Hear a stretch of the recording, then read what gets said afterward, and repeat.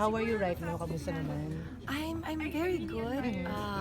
Kilala niyo naman ako. I'm a fighter. You know, I'm a survivor.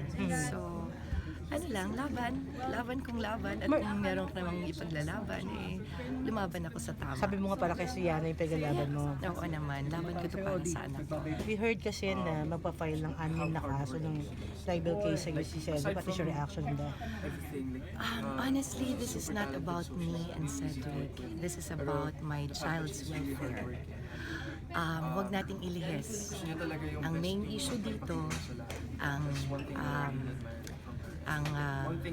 main issue is about my daughter's case. Okay? Huwag nating kalimutan yan.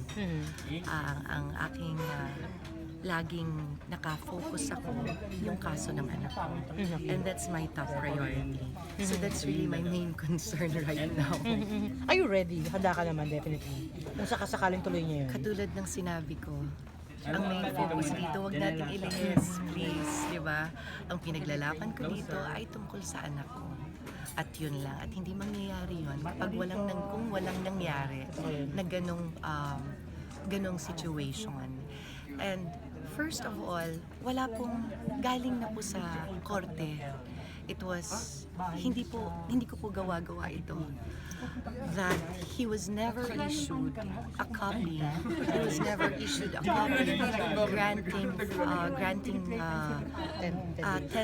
granting a visitation agreement for 10 days. Wala pong binigay sa kanila doon as they claimed.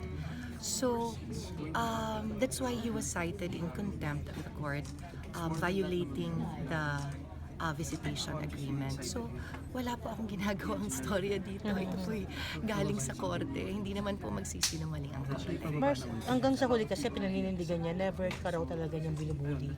What is your reaction niya? That's not the issue now. Katulad ng sinabi ko, ang concern ko dito ay anak ko.